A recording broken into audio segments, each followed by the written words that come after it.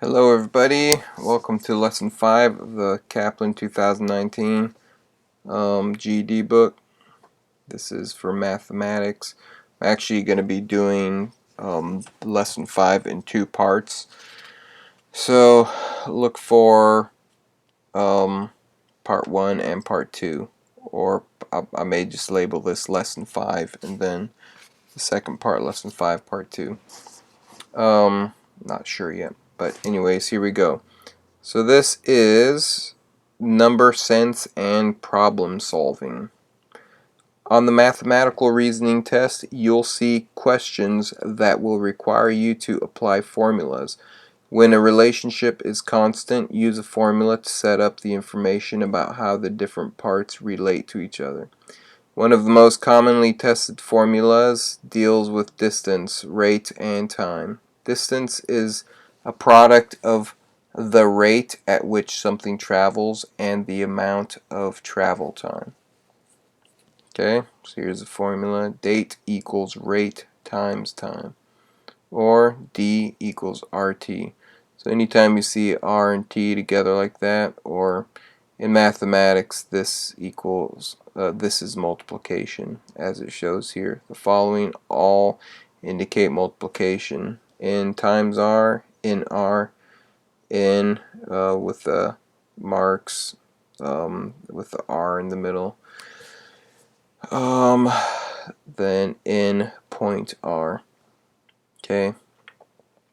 I said marks here because I forgot what you call these. Can't think of it right now. Parentheses. There you go. Let's see. This here indicates anytime you see this C with the line under it and an N. This is division. C divided by N, or you can write it like this as well. Same with this here. Same with this. This is C equals N times R. You guys get the point. This is division, division, multiplication. So notice that letters are variables. Notice that letters or variables can be used to represent the different parts of a formula. A formula allows you to substitute known values for certain variables and solve for the unknown variable. Example 1. How many miles can you travel if you drive at an average speed of 55 miles per hour for 3 hours? So that basically gives you two of the variables, so you can find the third variable that's missing, and that's what formulas are for generally, to teach you how to do it, at least show you the process. So you know that the rate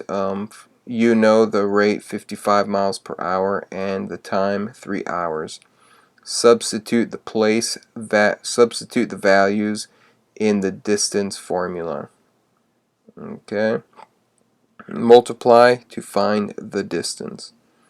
So we know that basically if they want you to find the distance you're going at, so you have two of the variables, which is the miles per hour, okay, which is 55 miles per hour, and you're doing that for 3 hours. Okay, so we know that if we times 55 miles by 3, we will get the distance. Okay, I'm not going to solve this problem because we're going to have plenty of practice problems, but this is just letting you know the concept.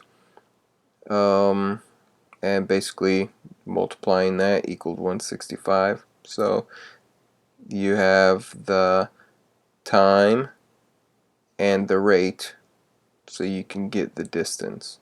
Okay.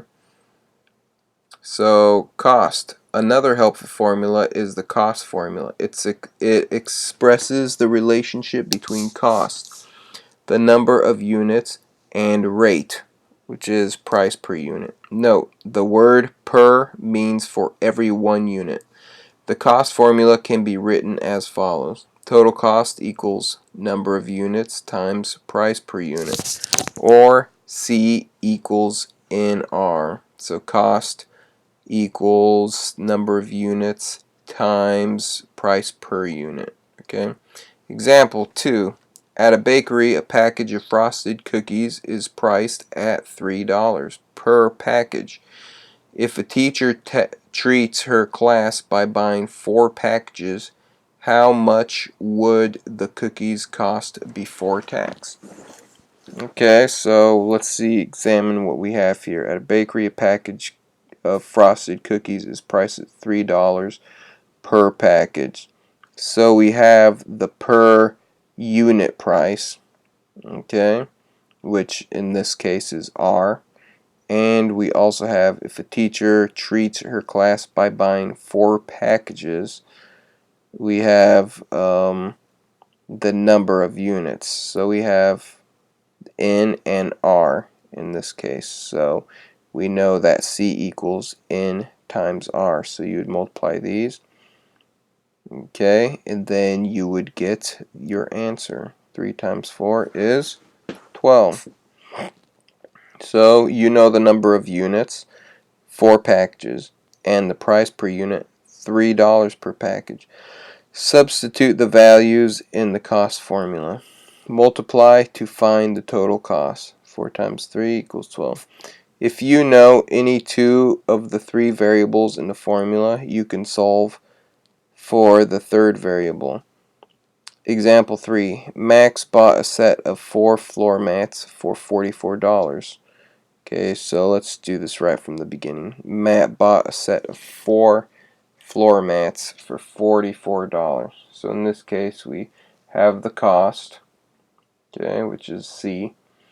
Then we also have Max bought a set of 4 floor mats. We have the number of units, okay. So with this, we can find the price per unit, the total cost, and the amount of units that you purchased. How much was the price per floor mat? Okay, so it's asking you for the price per unit.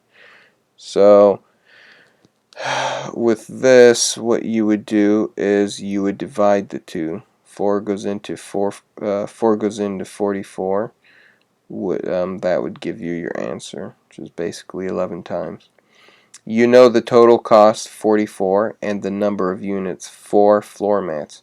Rewrite the formula to solve for the price per unit.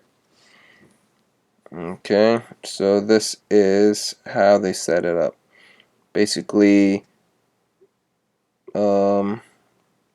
this is how they explained it to you right here, but depending, see, C equals, cost equals number of units times price per unit, so C equals N times R. Let me highlight this. This is basically what I was saying right here. C equals N times R. Let me use this flashlight. Makes everything else kind of dark. Never mind. Okay, so yeah, this is how you would set up. If you have, like, these variables that we have here are the total cost and the units, the number of units. So we have C and we have N here. Okay, so this is the variable that we are looking for right there. We have C, which is 44, and we have N, which is 4. So basically, anytime that we have the cost combined with either the price per units or combined with the actual units, number of units, okay, so I'm not sure if I said that right. So if we have a cost with the price per unit, we would divide the cost by the price per unit. If we have the cost with the number of units, again, that would be division. The only time we multiply is if we have the cost per units and the number of units. Okay, so for example, this is the cost per unit, this is the number of units. If we had just these two and not 44, then we would multiply 4 times 11. And we would also set it up a little differently. Be set up like this right here. C equals N times R. Okay, that was an example, or those were examples. Let us get to page number 2.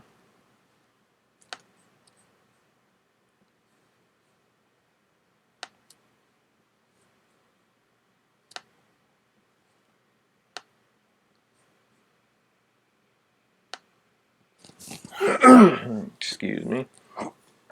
Okay, so let me highlight this again. Make it easy to follow. Okay. So each problem below includes 2 of the 3 variables from either the distance formula or the cost formula. Write the missing variables you need to solve for. Then decide which of the following formula variations you would use in each situation. The first one is done for you. Sorry guys, I keep messing up on my reading. It's pretty late right now. But I figured trying to make video day, and I figured let me get out here and do this anyways. So basically, there's different ways to write the formula depending on what the information you already have. So, excuse me, this is example 1 over here. So basically, you've been given the distance and the time, okay? So you need to solve for the rate. How do you set that up? So this shows you here, d over t equals r. So let me think. Basically the same thing that I said over there with, okay, well I explained the cost and the number of units and price per unit, how they're set up. Basically with distance and rate and time, if you have the time and the rate and you need the variable of the distance, then you would always multiply, okay? However, if you have the distance and just the rate, then you would divide the distance by the rate. Same thing if you have the distance and time, you would divide the distance by the time. Okay, so that's how you would set up. The only time you multiply is if you have the time and the rate. So you've been given the rate and time. Okay, so we know we need to solve for the distance because that's the only thing missing of the formula. So, and remember, when we have rate and time, then we know it's multiplication. So this one, d equals rt, is the formula we would use. Okay, distance equals rate times time. We have rate and time, so that's what we would need to do. So given distance and rate, so since we have the distance and the rate, remember with distance and rate or distance and time, we would use division to solve it. So we need to solve for the missing variable, which is time. So solve for time, we put time right here. And then formula would be, so we have the distance and the rate. So this would be the formula used here, okay? Distance divided by rate equals time. This is the formula that we would put right over here. Okay? Hope you guys are getting it. If you've never used these formulas before, it can be a little confusing. But once you actually try and figure this out on your own, and with the information that I'm giving you, it should kind of get steeped into your knowledge a little bit. Plus, when we actually do these, it will inculcate it a little bit more. Okay, so here, this is for the cost formula. You've been given the cost and number of units. So we need to solve for price per unit. Okay? Remember, cost plus any other thing, if you have a cost plus any other variable, either number of units or price per unit, you always divide. The only time you multiply is if you have the number of units and the price per unit. So cost and number of units, like I said, solve for price per unit. So it'd be C, the cost, divided by N, the number of units, which are the two variables you have, equals the price per unit. So we put this formula right over yonder. Okay. Okay, you've been given the number of units and price per unit. Okay, since cost is not involved, we know we have to solve for the cost, and also in this case we would multiply. So the only formula that indicates multiplication is cost equals number of units and price per unit. So that's the one that we would put right here. Given cost, and you've been given the cost and price per unit. Remember, cost is division, always division if you have the cost. So we need to solve for the number of units. So the formula would be cost over price per unit. So cost over price per unit. That's the one that you'd put right here. It's good to memorize what these mean. Number of units and price per unit. This is easy. C is easy. Cost. This is kind of easy. Number of units. R, kind of, there's no real indicator for R because it's price per unit. Not really a R in there. But it's good to memorize that. Okay. Use the formulas provided in Part A above to help you set up the problems. Solve for the unknown variables. Okay, so find the total cost of 4 flats of plants at $12 each. Okay, let's bring up this bad boy. So, what did it say? Find the total cost of 4 flats of plants at $12 each. So here we have the number of units, okay, and then we have the cost per unit. So how we would set this up is, remember we don't have the cost, so this would be cost equals N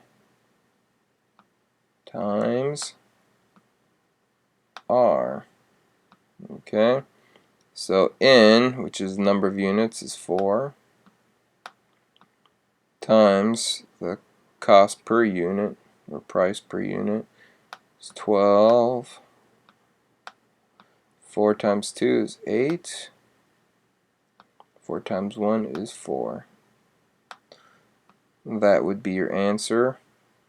48 would be your answer, and this would be your formula. Okay, let me erase this real quick. Keep it tidy. Excuse me. Let's see, so find the total cost of 12 boxes of cookies if each box cost $3. So what do we have here? 12 is what? 12 is the number of units. So find the cost of 12 boxes of cookies. It's the number of units if each box cost $3. Price per unit. So again, that is basically the same thing. C equals N times R. Okay, let's see. Just confirming something here. So then we'd multiply these 3 times 12. We'd get 36. 36 would be your answer. Okay, if 4 tires cost $320, how much does a single tire cost? Take a minute to think about this. So it's slightly tricky. Okay, so this is the number of units. Okay? And this is the cost. Okay? It's not price per unit, it's the total cost. So, 4 tires, number, let's see, we already know we cost over the number of units, which is 4, equals, what do we need? The price per unit. So, there we go. C over N, or C divided by N equals R, which is price per unit. So 4 divided by 320. 4 goes into 32. Probably guess that off the top of your head. It's, sorry, 4 goes into 32 8 times. So 8 times 4 is 32.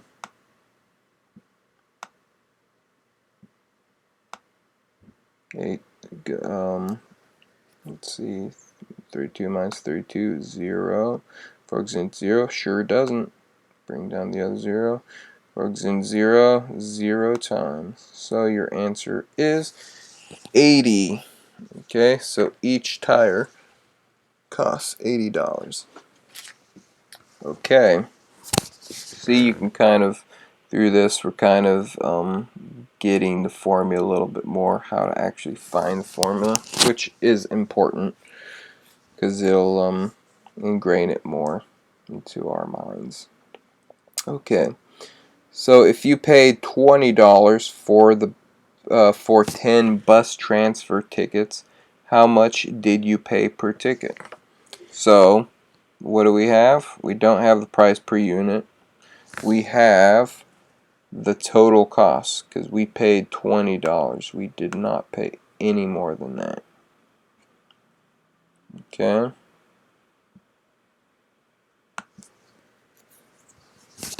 I should have said this earlier, but basically before I say these, you should actually probably try and pause the video and try and get it on your own. And if you don't get it, then use the information in this video to actually help you get it and decide or determine how they're actually thinking about it.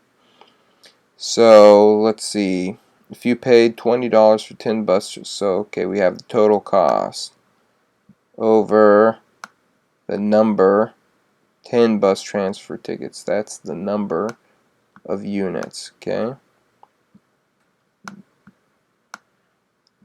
cost over number of units equals price per unit. Okay, this is pretty easy. This you would divide 10 into 20. We know that 20 is 2 tens, so it's basically 2 times. Each ticket costs $2. Okay, so let's see.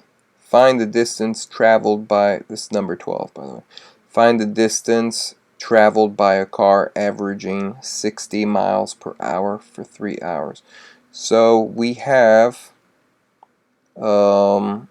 averaging, okay, find the distance. We don't have the distance, so right away we know we're gonna have to multiply, okay, because rate times rate and time equals if you have both the rate and the time, then you need to multiply. That's basically what I'm trying to say.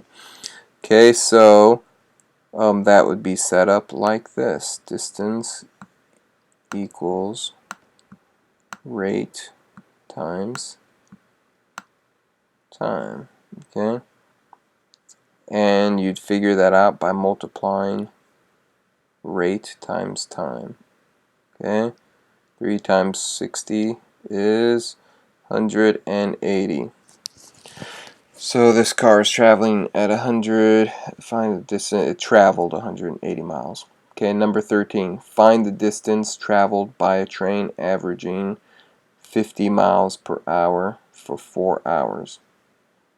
Okay, again, we don't have the distance. So if we had the distance and one of these other ones, like distance and the rate, which is 4 hours, then we would divide, or distance and 50 miles. Distance, sorry, that was the time. The distance and rate, or the distance and time, we would divide. So find the distance traveled by a train averaging 50 miles per hour for 4 hours. So again, that would be set up just like this right here. Okay, like D equals RT. And since it's like that, you would multiply 50 by 4, which gives you 200. Now number 14, how long does it take for a bus to travel 25 miles at an average rate of 25 miles per hour? So what do we have here? How long? So basically it's asking you for time. So how long does it take for a bus to travel 25 miles? We have the distance, okay? So D, anytime there's distance, we divide. So distance, an average rate of 25 miles per hour. So that is rate. Okay, so D over R equals T. Distance divided by rate. Okay, so let's see. I believe, yeah, were we on that one? Yeah, 14. Okay, so again, multiply, or actually divide rate by distance. 25 goes into 25 how many times? 1 time. So it would take 1 hour. Okay, if a train travels 270 miles in 3 hours, what is the train's average speed? So what do we have here? If a train travels 270 miles, we have the distance. Okay, in 3 hours, we have the time. What is the train's average speed? So distance over time. So you divide these two, okay? That will give you the rate. So distance, if train travels 270 miles in 3 hours. So we divide 3, since it's a little bit of a bigger number, I'll do this. 3 by 270. 3 goes in 27, 9 times. 9 times 3 is 27. Okay, 0. That's 27 minus 27, 0. 3 goes into 0, 0 times, so bring down this 0 from up there. And 3 goes into 0 again, 0 times. Nothing else we can do, so we just bring the 0 up here. So we have 90 as our answer. Now, number 16. How long does it take to complete a delivery route of 75 miles at a rate of 25 miles per hour?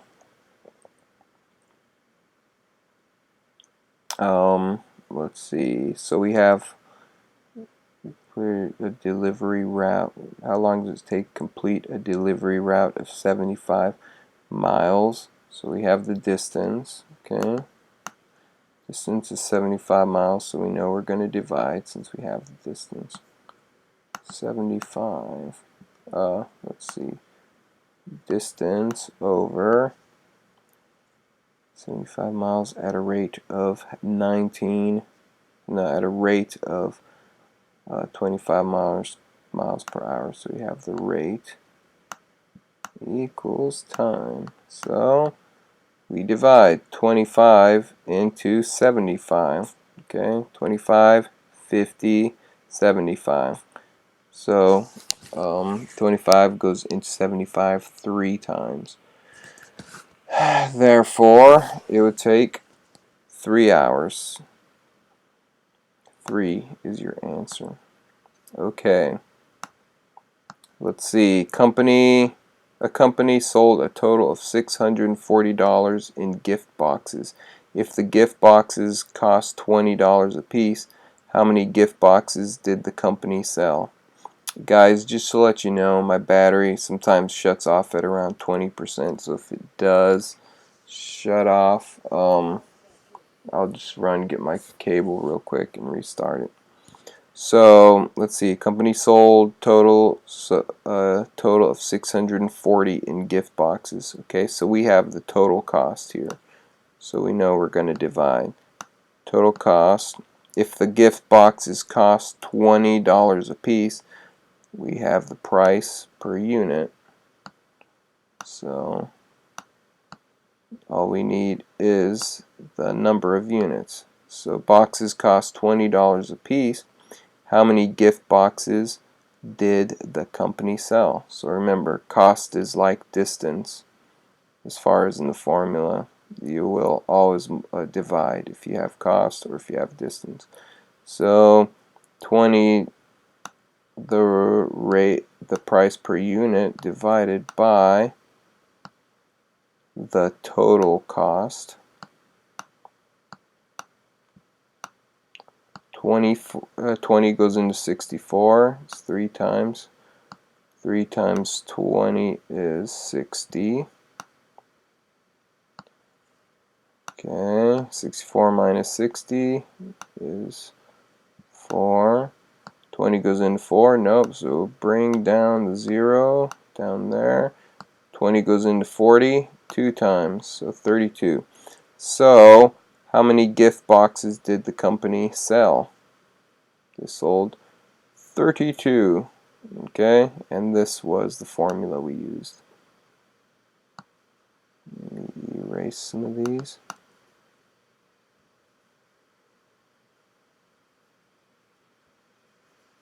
Okay, so last one here is a truck driver traveled 275 miles in 5 hours. So we have the distance and we have the time. 5 hours, okay? So a truck driver traveled 275 miles in 5 hours. What was his average speed? So now we're looking for the rate. His average speed in miles per hour.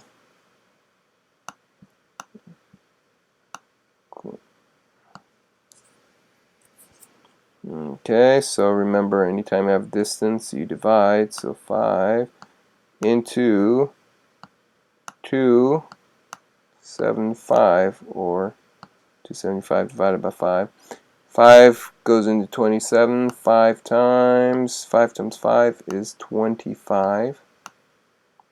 Okay, 27 minus 25 is 2. 5 goes into 2. No, it does not. Let's bring down 5. 5 goes into 25 5 times. There's your answer. 55. Right there. See that? Beautiful. And the formula we used was distance divided by time equals the rate. Okay.